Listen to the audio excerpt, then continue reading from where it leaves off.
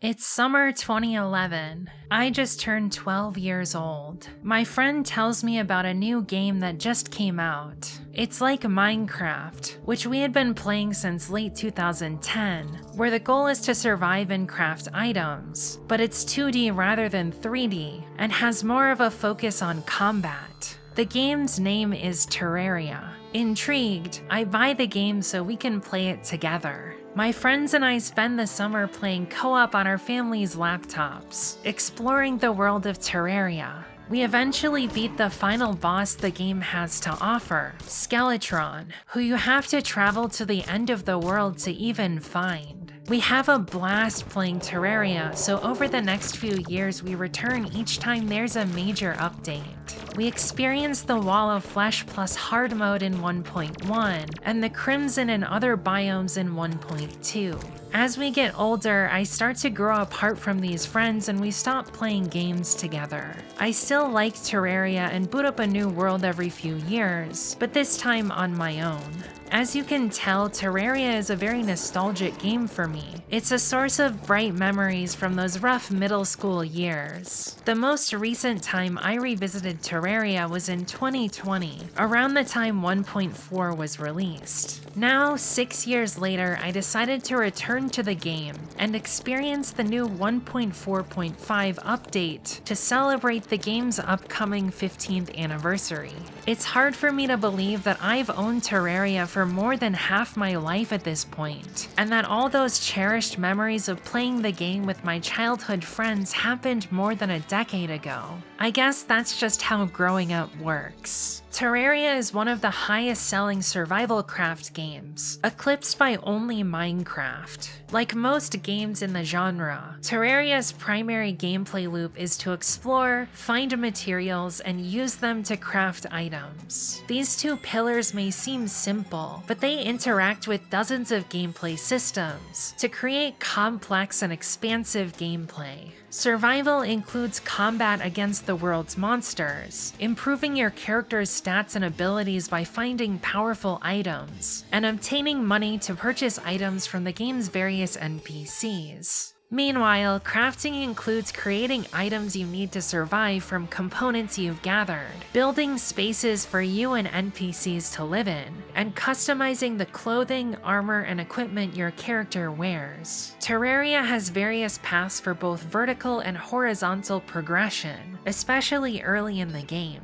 You can focus on leveling up your stats and abilities by mining, finding chests, combat with enemies or bosses, farming plants, fishing, selling things to NPCs, or some combination of everything. Terraria is an excellent example of a survival craft game because of how much the world has to offer. It exemplifies the human impulse to explore your surroundings and create a better life for yourself. You begin in a completely unexplored world with Copper Age technology, a copper pickaxe, short sword, and axe, and as you progress, discover new technologies and sites. The core conceit of survival craft games is that the player begins with little to no tools or technology, and the gameplay loop is about creating a simulacrum of technological progress by collecting materials that can be used to craft more advanced tools and technology. The ore system in Terraria simulates various ages of human technology, like the progression from stone tools to copper, bronze, iron, and beyond.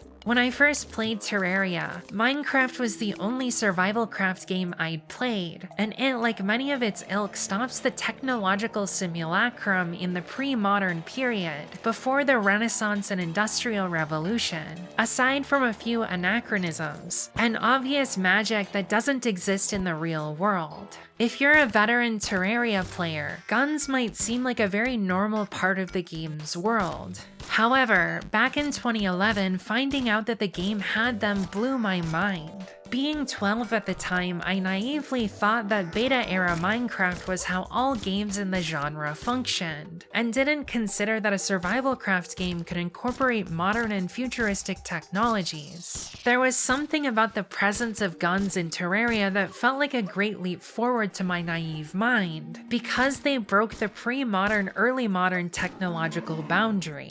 It made me think that if modern technology like guns were possible to craft in Terraria, maybe any technology was. As a result of this mind-blowing experience, I've always favored guns in Terraria because they felt more advanced to me than other options. In subsequent updates, Terraria would expand its technology beyond the Industrial Revolution, far into the future. By the end of the game, you have access to fantastical technology more imaginative than anything the real world has to offer. This makes continuing to progress exciting because there's constantly new items that suit your playstyle. Despite having some RPG elements, there's no explicit class system, so you can use anything you find in a single playthrough. Because of how successful Terraria has become, 15 years of free updates have been added to the game since its release in May 2011, completely transforming the experience. I've seen the game grow and evolve over this time,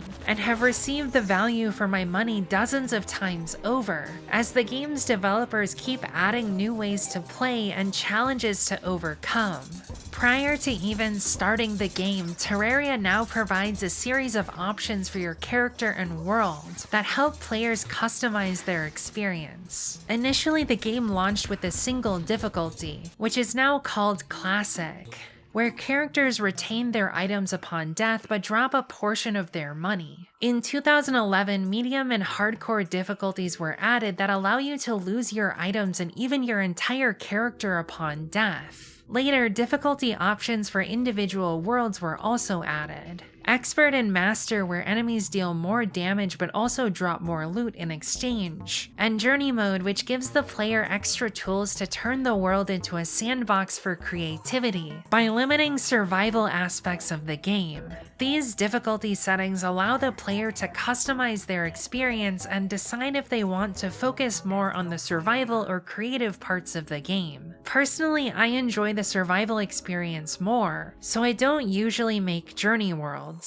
As a result of 15 years of development, Terraria in 2026 is very complex, with thousands of unique items and hundreds of unique enemies. This is both the game's strength and weakness. There are near endless things to discover while exploring, but sometimes you can miss entire aspects of the game by not performing the right series of actions to naturally stumble across them. This creates a bit of a dilemma for me. Because Terraria is a game with exploration at its core, historically I've tried to avoid reading the wiki or looking things up online unless I get stuck. However, by playing this way, I recently realized that I've missed out on tons of mechanics and aspects of the game. It's only by caving and looking at the wiki to ensure I got the full experience during my 2026 playthrough that I've learned that several of the game's systems even exist. Terraria has become the simulacrum of an expansive world, given all of its systems, enemies, NPCs, and bosses, which often are references to seemingly random and potentially discordant bits of pop culture that all combine to create a sandbox that's a mixture of sci-fi and fantasy references. The longest running motif is a series of bosses and enemies that reference Cthulhu, while plenty of other one-off references exist like the portal gun or Duke Fishron, a boss that spawns Sharknadoes as one of its attacks. Does anyone even remember the Sharknado movies in 2026? This makes the experience of finding new mechanics or realizing where they came from delightful at times, because they introduce ideas that simultaneously feel dated but also charming to modern eyes, like using the word pwn in the name of the pwn hammer. If nothing else, Terraria is adorably earnest. In February 2026, I created a new classic character and world with the goal of beating the game, to see how things have changed over the previous 15 years. Quickly, I noticed that Terraria is a game I can easily play for hours without realizing, especially if I'm listening to a podcast or have a YouTube video on my second monitor. I get into a flow state where I just want to keep progressing and hyper-focus on the game.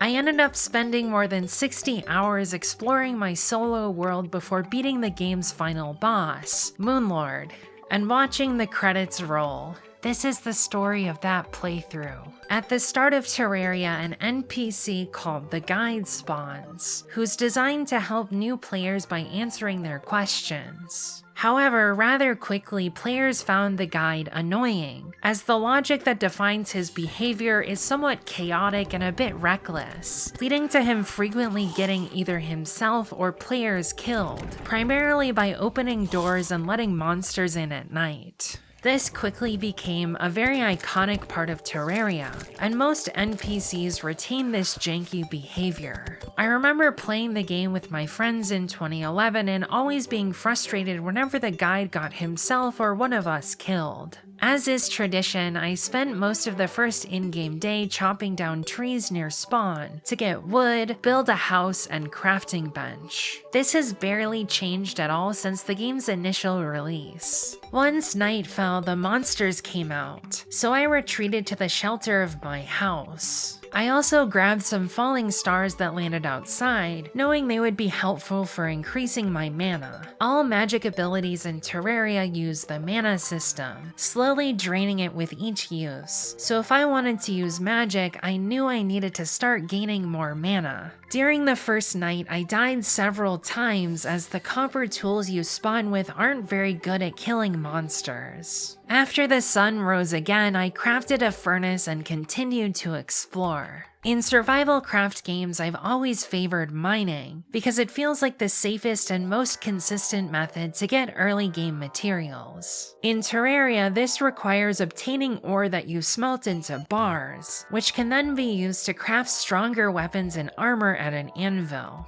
Originally in 1.0, there were 4 early game ores, with each one used to craft increasingly powerful gear: copper, iron, silver, and gold. However, in 1.2, alternate ores with equivalent gear levels were added, and whichever of the 2 options appeared in your world was made random. The alternate ores are tin, lead, tungsten, and platinum. This can be a little confusing for players not familiar with Terraria's ore system, but I understood because I remember this concept being introduced to the game. At launch, the first endgame ore was called Demonite, which is found primarily by defeating the first 2 bosses, the Eye of Cthulhu and Eater of Worlds. It can also be found underground, but is rare. I spent most of my first few play sessions building and increasing the size of my house to make space for the game's various vendors to move in, and mining to get better tools and armor. Thinking back to 2011, I remember the tactic of building a elevator underneath your house that you can use to drop directly down into a cave without going outside. It was a little messy before I had feather falling potions, but I made it work. I had to dig surprisingly far to get to the first cave beneath my house, but I eventually found one and got to exploring. Once the merchant moved in, I saved up enough gold to buy a miner's helmet that I could use to see in the dark and mine without having to constantly place torches everywhere, which speeded things up a lot. I also crafted a grappling hook to make movement easier and save myself by grappling to a wall if I ever fell from high up. This requires quick thinking and sharp reflexes if you fall unexpectedly, so I still died from fall damage quite often. I also began to find crystal hearts, which can be consumed to permanently increase your health. This makes surviving and exploring much easier. After a few mining sessions, I was able to get a full set of platinum armor and started acquiring Demonite, at which point I realized I was well beyond ready to fight the game's first boss, the Eye of Cthulhu, which is summoned by using a suspicious-looking eye at night. I already had several of these from chests in my world. To prepare, I built a sky platform extending from my house where I would fight the boss, as having flat terrain makes dodging attacks easier. Once I was ready, I summoned the boss. The Eye of Cthulhu is a giant eyeball that aggressively charges the player and spawns smaller eyes in an attempt to overwhelm you. In the second phase, the iris is destroyed, revealing a giant mouth with teeth inside the eye, which is kinda horrifying. Imagine looking into someone's eye and seeing they have teeth behind it, ready to devour you seemingly just by looking at you. Terrifying. When I was a kid, getting ready to fight the bosses, even the first one, felt like a huge event. I've always been a somewhat risk-averse person, so I usually end up getting way better gear than I probably actually need to fight each boss. Fighting the eye felt surprisingly easy, likely because I've done it dozens of times over the years. I quickly remembered that ranged weapons were the way to go, so I primarily relied on my demonite bow and flaming arrows. This made the fight very manageable. Emboldened by vanquishing the eye, I knew I was ready to fight the Eater of Worlds, the Corruption biome boss. The Corruption is a biome whose entire theme is that it's slowly rotting everything it touches, and threatens to spread, infecting the whole world. It's like the biome itself is a pathogen. In 1.2, along with the alternate ores, another biome was added that serves a similar purpose called the Crimson. Aside from Crimtane ore being roughly equivalent to Demonite, this isn't a simple palette swap, as it features different enemies and materials. Both biomes existing almost creates a requirement to play two different worlds to experience the full game. When generating my 2026 world, I specifically selected the Corruption over the Crimson to experience the nostalgia of fighting the Eater of Worlds. In my first few play sessions, I noticed that my spawn was pretty close to the Corruption, so I made sure to stay away, remembering that venturing into the Corruption before you have decent gear is dangerous, and can result in a lot of deaths. By the time I beat the Eye of Cthulhu, I was over-prepared to explore the Corruption and fight its boss. I prepped for the Eater fight by building a bridge across the center of my Corruption, making sure to light it up with torches and a campfire. Once I was ready, I used bombs to blow up the 3 shadow orbs needed to spawn the boss. The Eater of Worlds is a giant worm with many segments that each have their own health bars. It will attack the player by trying to pass through you, which deals damage for each segment that successfully hits. Having fought the Eater many times, I remembered the flail strat, which makes the boss's strength its weakness. With a flail, you can hit segments of the boss multiple times whenever it slithers past. This does way more DPS to the boss than other options. When a segment in the middle of the boss is destroyed, the Eater splits in half and there are now 2 smaller worms attacking, and so on. This means that by the end of the fight, you might be fighting 4 or 5 smaller instances of the boss. A very wormy boss design.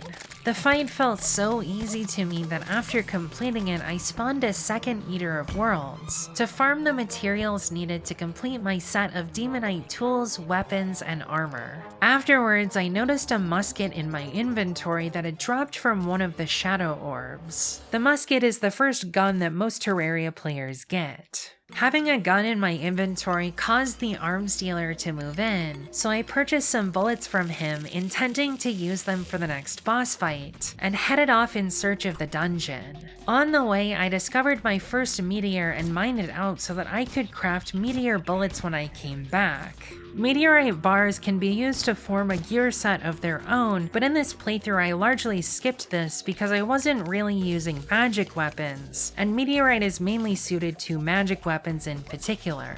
Near either the western or eastern edge of each Terraria world, a dungeon spawns. This is a labyrinthine building that extends from the surface entrance down into the depths of the cavern layer, filled primarily with reanimated skeletons, which in vanilla were some of the deadliest enemies in the whole game.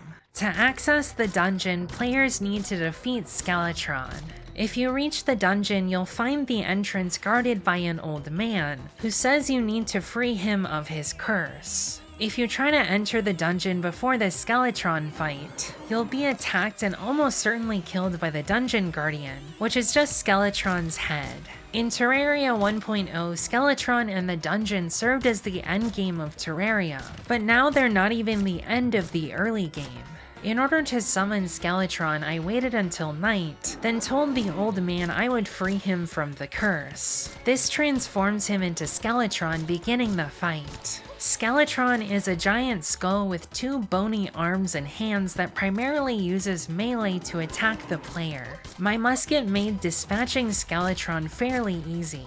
I took out each of the hands, then destroyed the largely defenseless head. Afterwards, the dungeon was mine to explore. Looting the dungeon was a step up in difficulty from previous parts of Terraria's progression, including the boss fights. The skeleton's attacks frequently apply debuffs to the player that make surviving difficult, and the dungeon is filled with traps, including spikes that inflict the bleeding debuff, which prevents health regeneration.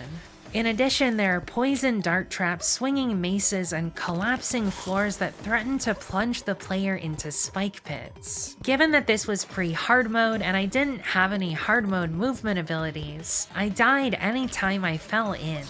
The traps mean careful platforming is required to minimize debuffs and dispatch enemies without dying. Despite my best efforts, I died repeatedly while trying to explore the dungeon and loot all of the locked gold chests. After exploring the dungeon, I began to make my way towards the Underworld by extending my elevator deep into the cavern layer to reach the bottom of the map. By this point, I was using feather falling potions to survive the fall. The Underworld was the final frontier of exploration in vanilla Terraria, and contained the strongest ore, Hellstone, which is why I headed straight there. Because I was busy reliving my 2011 memories, I completely forgot to explore the other biomes pre-hard mode: the desert, jungle, and tundra. These biomes didn't have bosses in vanilla, which is why I forgot to explore them before hard mode, as I was excited and perhaps a bit overeager to fight the Wall of Flesh. I'll mention those fights later because I didn't do them until post-hard mode in this playthrough. The Underworld spans the entire length of the map, serving as the lowest horizontal layer, beneath which lies certain death. It's inspired heavily by mythological depictions of hell, full of lava, demons, fire, and brimstone, so some people straight up call it hell. Given that we were 12, my friends and I thought it was scandalous to call the Underworld hell, so naturally that's what we did, full of juvenile edginess. 1.1 updated the Underworld and added the Wall of Flesh boss, which serves as the barrier to enter hard mode. Because the Wall of Flesh is an iconic part of Terraria, I was consciously thinking of the boss fight as I explored the Underworld. As a result, I built a platform at the same elevation across a large portion of my Underworld, which I also intended to use for the Wall of Flesh fight. During my Dante-esque journey, I started mining hellstone and obsidian, and also stole a hellforge to craft a full set of hellstone gear. In the middle of my exploration, a goblin army attacked, so I used my newly minted Phoenix Blaster, a hellstone pistol, to defeat them. Afterwards, I grabbed a depth meter to search for the Goblin Tinkerer NPC, who cannot spawn until after the goblin army has been defeated. I happened to be extremely lucky and found him a few feet from my elevator, so immediately I purchased a Tinkerer's Workbench. The Tinkerer's Workbench is an integral part of Terraria's early game because it lets you combine equipment to create stronger artifacts with the abilities of the components. Given that I was exploring the Underworld, one of the first things I did was craft an obsidian skull to combine with a cobalt shield to make an obsidian shield, which makes you immune to knockback and fire blocks, something that was incredibly useful for exploring the Underworld. As I started combining the equipment I'd found, I began to create more comprehensive equipment loadouts for different functions like exploration and boss fights. At this point, I also grabbed some gravitation potions to explore the sky, in search of floating islands, hoping to find more equipment to combine with what I already had by looting their chests. On one of the floating islands, I finally found a lucky horseshoe, which meant I could stop using feather falling potions when going to hell. After finishing this side quest, I returned to the Underworld to resume my preparations for the Wall of Flesh fight. I expanded the hell platform I'd been building as I explored in preparation to fight the Wall of Flesh. Then I grabbed a bunch of potions and dropped a guide voodoo doll into lava to spawn the Wall of Flesh. The fact that you spawn a demonic abomination by dropping a guide voodoo doll into lava shows the developers were clearly aware of the community's animosity towards the guide all the way back in 2011. The Wall of Flesh boss fight exquisitely utilizes the game's 2D space and the nature of the Underworld biome. I still love the concept for the fight all these years later, which is that the Wall of Flesh is the same height as the entire Underworld biome, meaning you can't ever go above or behind it. It slowly advances towards the player while shooting ranged attacks and spawning minions for crowd control, forcing you to continuously outrun the advancing abomination as you try to kill it. Because I'd adequately prepared, it was a fairly easy fight, especially with a full set of Hellstone gear. The Wall of Flesh drops an item called the Pwn Hammer, a name that's a relic of 2011 internet culture. I don't think I've heard anyone say the word pwn unironically in over a decade. The Pwn Hammer serves as the tool that the player uses to start hard mode, by using it to break demon altars. Prior to this point, demon altars were not able to be broken. Their primary purpose was special crafting like certain advanced items and some of the boss summons. When you break your world's first 3 demon altars, it spawns each of your 3 hard mode ores: palladium or cobalt, mithril or orichalcum, and adamantite or titanium. My world had palladium, orichalcum, and titanium. At this point, hard mode had finally begun. I'd forgotten how brutal the switch to hard mode initially is. When I had a full set of Hellstone gear, I could roll the floor with any pre-hard mode enemies in any part of the map, with the exception of the Underworld. The main threats were environmental, like fall damage, drowning, or burning from lava. After initiating hard mode, suddenly going anywhere got much harder because the enemies deal way more damage and have significantly higher health pretty much everywhere. It basically turns the whole world into the equivalent of the dungeon. Hard mode also causes a new biome called the Hallow to spawn, which is the corruption or crimson's antithesis, an angelic paradise filled with fairies and butterflies that attack the player. In hard mode, the corruption is extended underground to create a long diagonal line across the world's cavern layer, forming a new biome with unique monsters and loot. It serves as the source of Souls of Night, which are a hard mode crafting item used to create a lot of good early hard mode gear. The Hollow also receives a diagonal underground equivalent that's the source of Souls of Light, which serve a similar purpose. The corruption in Hallow starts spreading aggressively if left unchecked, so I started creating 4-block-wide air gaps surrounding areas I wanted to protect, like my house, serving as moats the corruption in Hallow couldn't jump across. The difficulty spike at the beginning of hard mode made me start to play more carefully, and intensified my search for better gear so that I could traverse the world without constantly dying. As a result, I focused on mining and getting palladium gear plus crystal hearts so that I could survive more easily. Once I got palladium mining gear, I also looked for and mined any orichalcum I found. Around this time, I got my health to 400, the maximum possible with crystal hearts alone.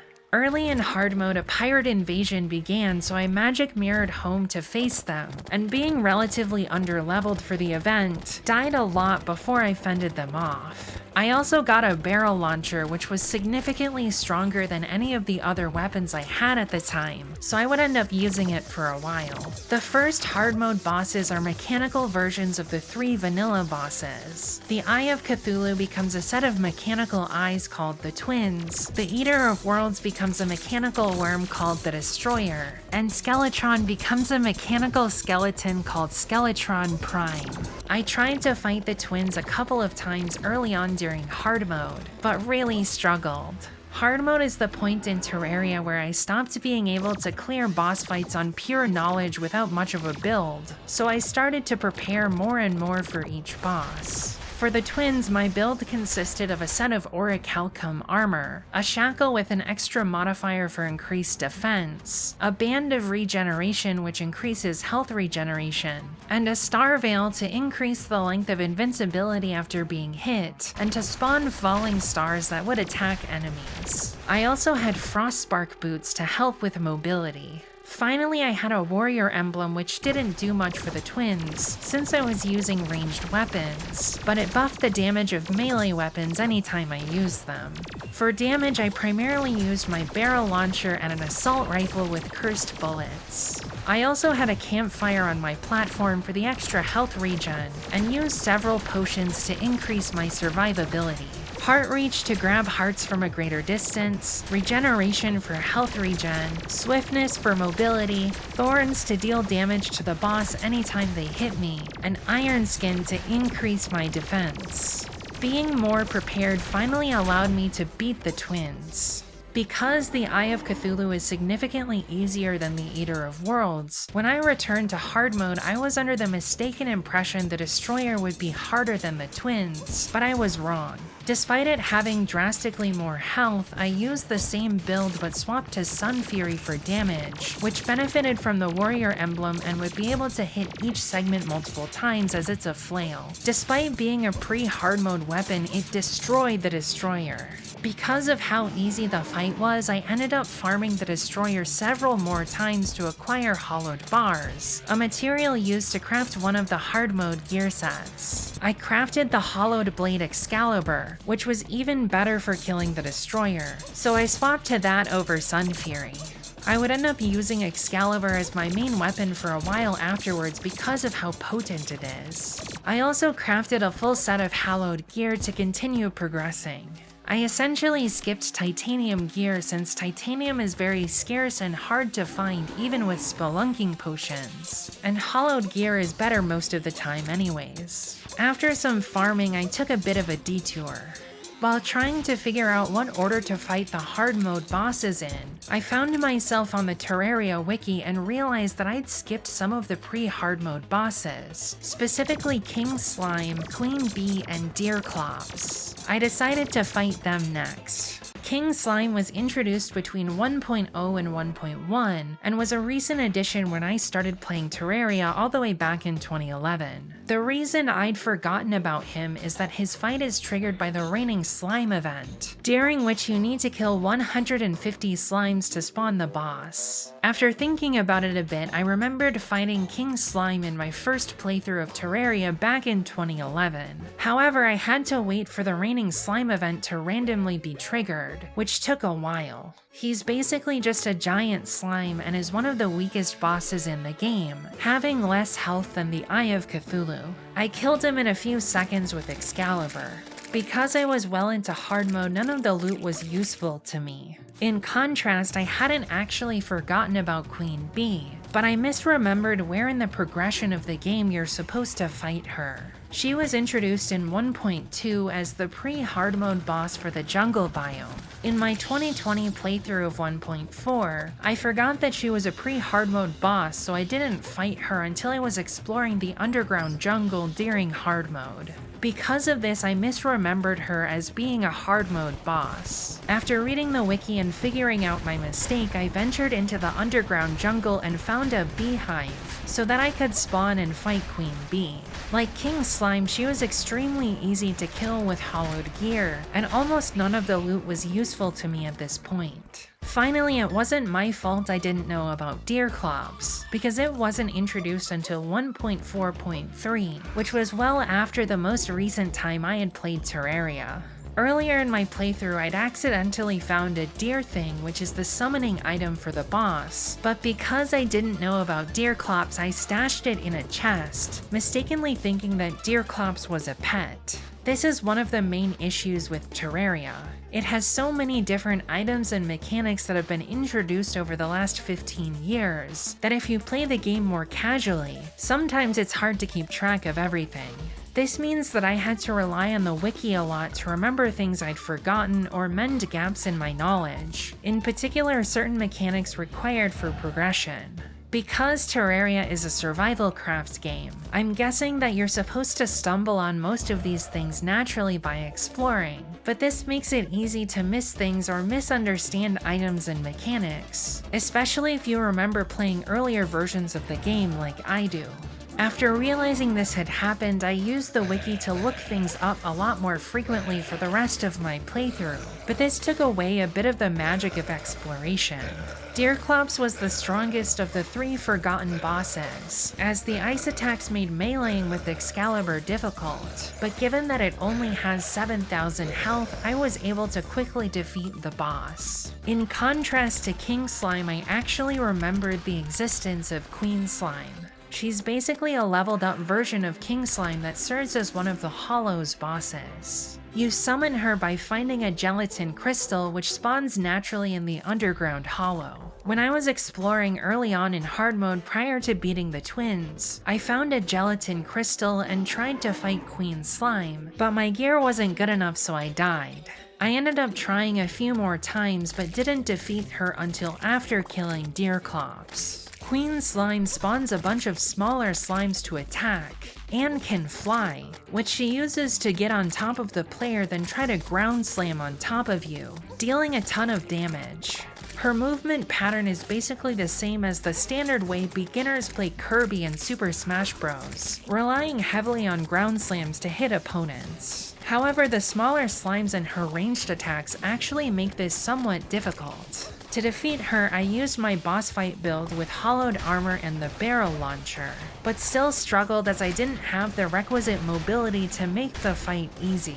In the end, I managed to snatch victory from the jaws of defeat. Each of the 3 mechanical bosses drops a set of souls. The twins drop Souls of Sight, the Destroyer drops Souls of Might, and Skeletron Prime drops Souls of Fright. Like other souls, these are used to craft some hard mode items, in particular items from the Hallowed gear set. At this point, I knew I needed to defeat Skeletron Prime to have all 3 types of souls to craft Drax, the Hallowed pickaxe, which I needed to progress. After farming the other bosses, the Skeletron Prime fight was quite easy, as I used the barrel launcher to kill the arms, and Excalibur to destroy the head. Once I defeated Skeletron Prime, Drax was mine, and I was ready to take on the hard mode jungle. 1.2 is the update that revamped the jungle substantially and made it a major part of the game's progression. In hard mode, the jungle serves as the next step after the mechanical bosses. With Drax, the player is able to mine chlorophyte ore in the underground jungle, which is the final type of ore that's acquired via mining. 1.2 also introduced Life Fruit, which is a consumable item found in the jungle that serves a similar purpose to crystal hearts. Each life fruit turns one of the player's hearts gold, and makes it worth 25 HP rather than 20, which means that if you consume 20 life fruit, you can reach the maximum base health of 500. For my next several play sessions, I explored the underground jungle looking for chlorophyte and life fruit, gradually gaining stronger gear and higher health. I did this in preparation to fight the last 2 jungle bosses, Plantera and the Golem. During my initial search for chlorophyte, I accidentally mined one of the Plantera bulbs, not remembering that it would summon the boss immediately. I was swiftly annihilated, which made me resolve to get a full set of chlorophyte gear before attempting the boss fight. Plantera is a sentient flower that crawls across the jungle with numerous vine legs emanating from its flower head. Its large legs attaching to the walls of the jungle give Plantera a movement pattern largely independent from gravity, which made fighting it without the construction of an arena challenging. I was also underprepared for the fight by not getting wings, which I'll talk about later. I initially started the fight using Excalibur but quickly switched to a flamethrower that I crafted from Souls of Fright dropped by Skeletron and illegal gun parts purchased from the arms dealer. The flamethrower's high DPS helped me melt Plantera and acquire a temple key, which I needed to enter the jungle temple. Even though the flamethrower was a formidable weapon for Plantera, my lack of maneuverability and arena prep made me take a lot of damage, making the fight relatively close. I still was able to defeat the boss on my first intentional summon though. The jungle temple functions similarly to the dungeon, serving as a mini dungeon hidden deep within the underground jungle. It's composed of a material the player can't mine prior to the golem fight, features traps and deadly monsters, in this case being lizards, which are reptilian humanoids. While the dungeon cannot be properly explored without defeating Skeletron, the jungle temple works the opposite way. The golem fight can't be triggered until the player reaches the final room at the bottom of the temple. Like the dungeon, I died several times while exploring, but eventually prepared for the golem fight by removing the traps from the main room that serves as the boss fight arena, and placing a campfire for extra health regen. I set up my build, consumed my potions, and summoned the golem. The golem's name is rather self-explanatory.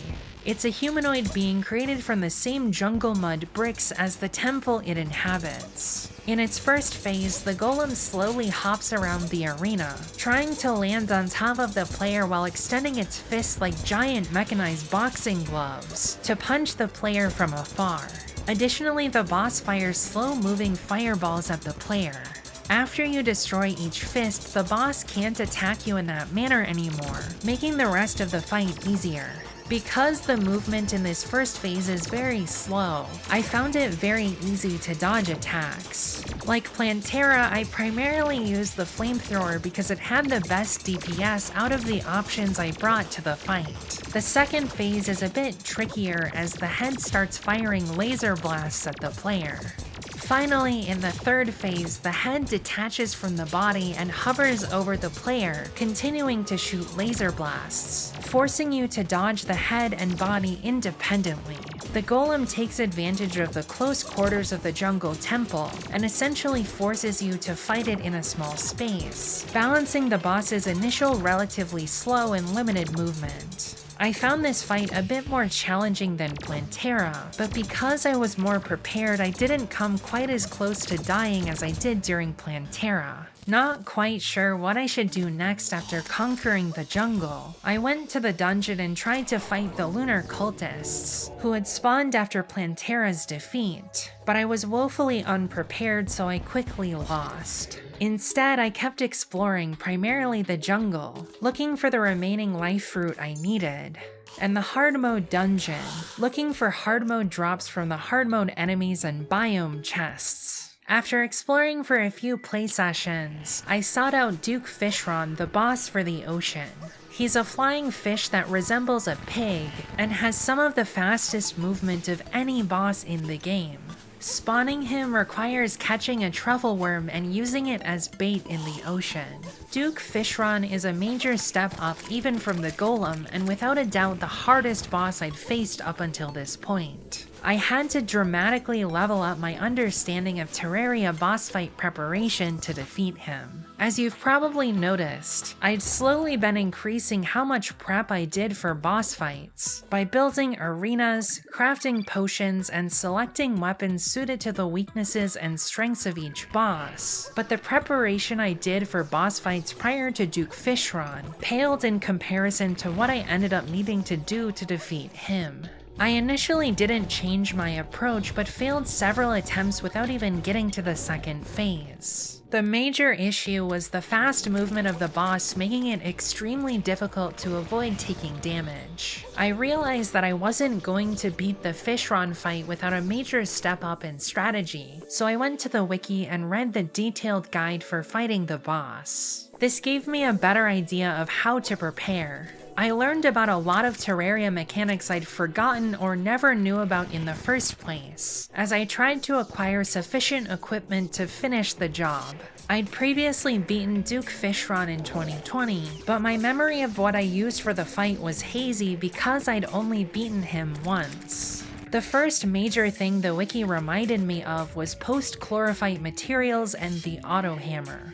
Early on in Hardmode, I'd naturally met the Truffle and built him a house because he spawned right next to my Hellevator. What I forgot was that after defeating Plantera, you can purchase the Auto Hammer crafting station, which allows you to fashion a new alloy from chlorophyte bars and glowing mushrooms called shroomite. Because I favor guns in Terraria, the wiki told me that shroomite armor was recommended to fight Duke Fishron, so I bought the auto hammer and got to work acquiring the necessary chlorophyte to craft shroomite bars. Other weapon classes have different optimal armor sets. The wiki also reminded me that wings exist, which I had completely forgotten about until this point in my playthrough, because I was having trouble keeping track of all of the hard mode mechanics. I went to my floating islands, fought some wyverns, and acquired souls of flight to craft a set of wings. I used my shroomite bars to craft a hoverboard, which is a fairly strong pair of post-Plantera wings. The hoverboard gave me high aerial maneuverability that I was sorely lacking prior to this point. In terms of weapons, I crafted Mega Shark, an extremely fast-firing machine gun, which can be crafted using the pre-hard mode equivalent, the Mini Shark, plus Souls of Might from the Destroyer, illegal gun parts from the arms dealer, and shark fins from the ocean. Shark fins were the one thing I didn't already have, so I had to go to the ocean to hunt sharks, which are a rare enemy.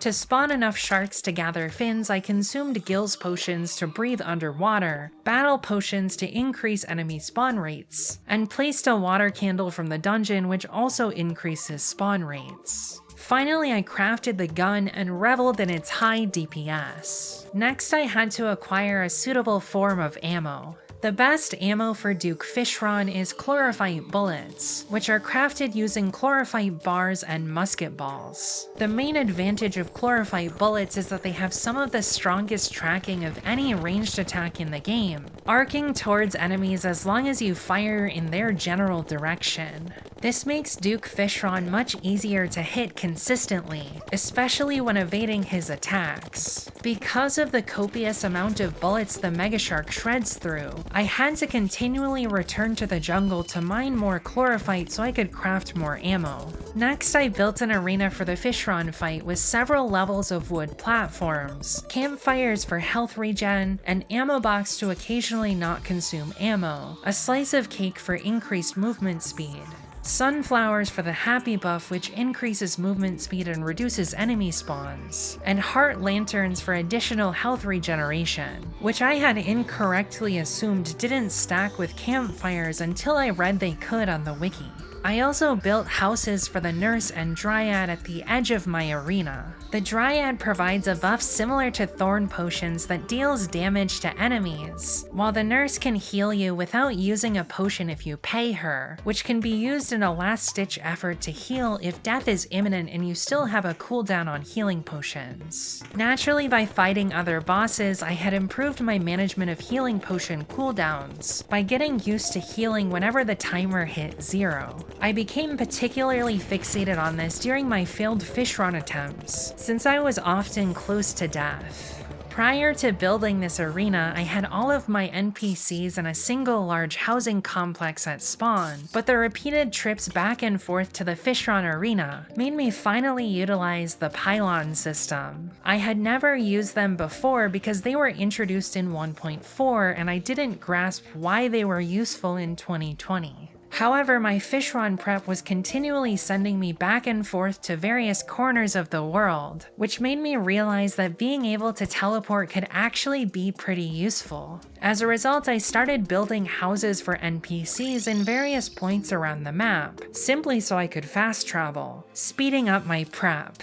This was particularly helpful for fishing, which I started doing more in order to prepare certain potions that were useful for boss fights, but required specific fish to craft. most notably Endurance and Inferno potions, which reduce incoming damage and generate a flaming circle surrounding the player respectively. Inferno potions in particular were hugely helpful for Fishron to ward off the bubbles he spawns while attacking, and the sharks that are thrown from the Sharknadoes he can spawn. Inferno potions in particular require fish that can only be caught from lava, so I had to figure out lava fishing, which was a bit annoying until I had better gear, as lava fish often take a long time to bite.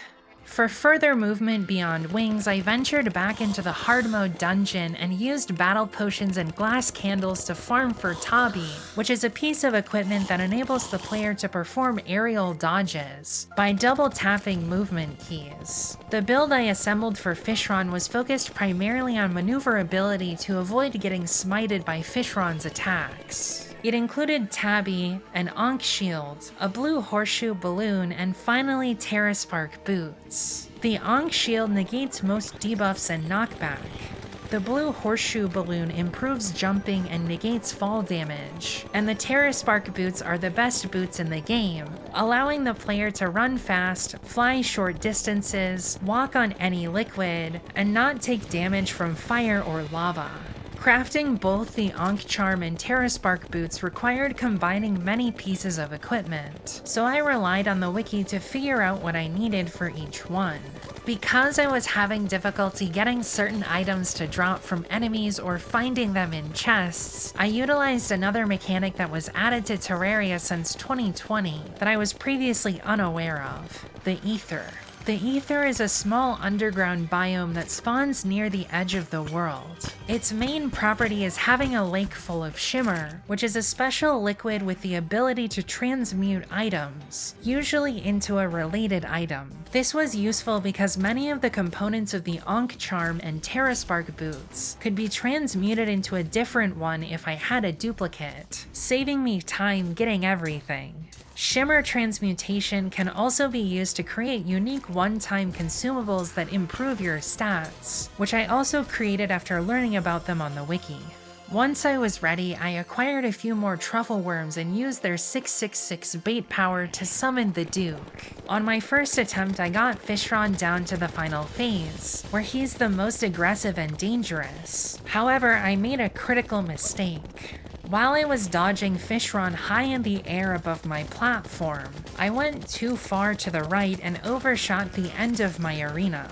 In an attempt to get back over, I was hit by Sharktrons too many times and died. I took a break, then returned, ready to try again. This time I got Fishron under 10,000 health, but I was low on health as well and my potions were on cooldown. While I was trying to evade, he spawned a Sharknado directly on top of me, killing me instantly. I could see I was making progress, so I started the fight a third time. I halved Fishron's health to 30,000, starting phase 2. Then I halved his health again to 15,000, starting the final phase. I got him below 9,000 but took a hit, so I healed, bringing me to 2/3 of my health. I took another hit from a shark, so I took evasive maneuvers. Then I was hit again, putting me at less than half my health with my potions still having 45 seconds of cooldown. Was I going to fail the fight again this close to victory? I reached the left end of the world, so I doubled back and was hit again. He was now down to 3,000 health, but I was low as well. I got hit by 2 more sharks, bringing me down to 1.5 out of 20 hearts. But it didn't matter because I had finally defeated Duke Fishron. The boss who took me the longest to defeat was finally dead. Like my quest to beat Duke Fishron, there was a large gap between fighting him and progressing to the final few bosses Terraria has to offer. Based on the wiki, I knew that Empress of Light and the Lunar bosses would be difficult to defeat, so I resolved to spend the time needed to be as prepared as possible to do what I had never done before: defeat Moonlord, and watch the credits roll. I had come close getting to Moonlord during my 2020 playthrough, but then I got distracted by life because this was during the COVID lockdowns, and never returned to beat Moonlord. This time I resolved to finish the job, so I continued to level up, well aware of my lack of knowledge as displayed by the Fishron situation. After looking at the wiki, I learned that some of the best items for the remaining fights dropped from Fishron, so I decided to farm the boss, in particular trying to get Fishron wings, which would give me the agility of the boss itself. I killed him time and time again, getting almost everything in his loot pool except Fishron wings. I noticed that the tsunami bow was quite good, and I could get extra damage from archer's potions, so I decided that I would use a bow setup for Empress of Light and the Lunar events. Looking at the wiki, I learned that Ichor arrows would be best for the fight, but realized I didn't have Ichor because my world was a corruption world and Ichor only drops from Crimson-specific enemies. However, I learned from the wiki a secret I was completely unaware of. If the Dryad's house is in a graveyard, she can sell crimson seeds in a corruption world and vice versa. I took off my lucky horseshoe so I could take fall damage, then repeatedly flew super high above my Fishron arena, then let myself fall to my death several times to spawn the number of gravestones required for a graveyard. Once I saw the screen was full of mist and lightning, I headed to the Dryad, then purchased a ton of crimson seeds in order to create an artificial underground crimson biome. I chose to place my underground crimson on the far side of my dungeon because there wasn't any hollow or corruption in that part of the map. I dug a long flat tunnel with a dirt floor, then planted my crimson seeds to create the biome. Once everything was set up, I farmed a bunch of enemies using battle potions, enough to create several thousand Ichor arrows. After my farming, I realized this meant I could fight the brain of Cthulhu, so I crafted a bloody spine to summon it. This meant I could experience every normal boss without creating a second world. I knew that with hard mode gear it would be extremely easy, but I still wanted to try the fight. Let's see how it goes for me.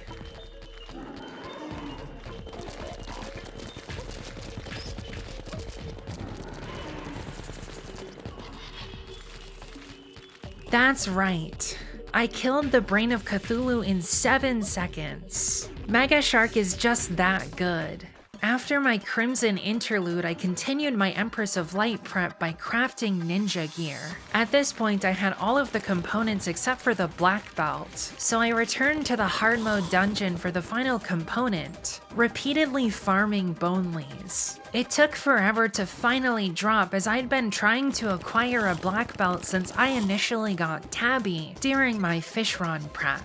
Black Belt is a very strong piece of equipment that provides a chance for the player to dodge an attack, meaning it has no effect. This is particularly potent for bosses as their attacks deal a lot of damage, so dodging one can be the difference between surviving long enough to get another healing potion off and dying. I also farmed Skeletron archers in the cavern layer to get a magic quiver, which makes arrows faster and stronger, making it a must-have for bow builds. I also crafted a recon scope, which is good for ranged damage, and rounded out the build with my hoverboard and Terraspark boots. Once the build was ready, I went fishing to get all the materials I needed to be fully stocked on every beneficial potion for the fight. I still wanted Fishron wings, but was tired of waiting to attempt the fight, so I decided to capture a prismatic lacewing with my bug net, so I could spawn the Empress on demand at the beginning of the night, and built an arena in my Hallow for the fight. This had everything I used for Fishron, but also a bewitching table and bass statue, because the extra summon and defense would be helpful for survival. I may have over-prepared for Empress of Light because of how much I struggled with Fishron. I don't remember fighting the Empress in 2020, but it's possible I did and am forgetting. If I didn't, I probably just never stumbled across the prismatic lacewing you have to kill to spawn her, and didn't realize she existed. At the time, she had just been introduced to the game in 1.4. The wiki entry made the Empress of Light sound more difficult than I think she actually is. But part of the fight feeling easy may have resulted from me leveling up my understanding of Terraria by reading a lot on the wiki. I completely smoked the Empress of Light when I actually attempted the fight. I forgot to start recording beforehand, so this is even including tabbing out about halfway through to start OBS. The fight took me roughly 2 minutes to complete and I didn't struggle at all. Realizing I had tons of buffs active for several more minutes, I decided to immediately fight the Lunar Cultists, since my arena was next to the dungeon. I found the cultist fight slightly more difficult than Empress of Light, mainly because of the duplicate cultists and other enemies that spawn, making it hard to find and hit the actual boss. However, it has less than half the Empress's health, which balances the difficulty a lot. Like the Empress of Light, I beat the cultist on my first attempt after actually preparing. After the cultist is defeated, it initiates the Lunar events, a series of 4 event-style bosses around the world, each representing a particular element. The Stardust Pillar spawned directly on top of me, so I started that fight first, and was able to dispatch it with relative ease. Then I had to venture out from my boss arena, making the subsequent pillars a bit more difficult. Thankfully, dying doesn't cause the pillars to despawn because they're event bosses, so I was able to keep trying even after dying several times. While fighting the pillars, I minimized the potions I used, because I wanted to save them for Moonlord.